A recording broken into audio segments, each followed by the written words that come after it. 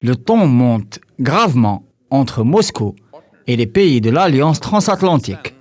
La crise ukrainienne continue de menacer la stabilité régionale et met le monde devant une situation explosive.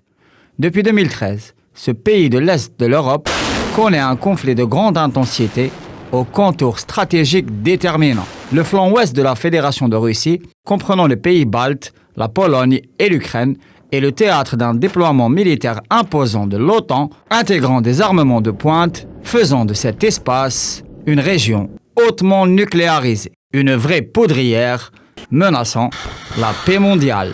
Les tensions en mer Noire ou dans le Caucase ne sont pas là pour apaiser cette situation. Le cœur du contexte critique en Ukraine, qui oppose Moscou au gouvernement Zelensky, soutenu par l'Union européenne et l'OTAN, est à chercher dans les velléités d'endiguement de la Russie, grand pays eurasiatique. Cette nation héritière de l'Union soviétique avait eu la promesse de la non-expansion des bases militaires de l'Alliance atlantique sur son flanc occidental.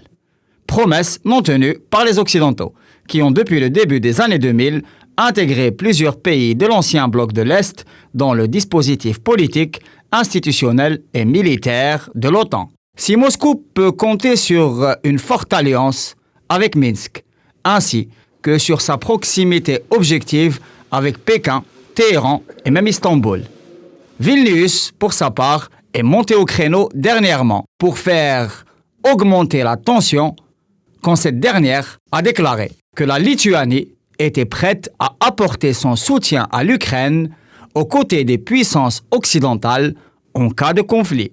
Le monde scrute les évolutions de la situation dans cette zone particulièrement instable qui menace la paix globale. Le vieux continent, pour sa part, est plus que jamais au bord du précipice.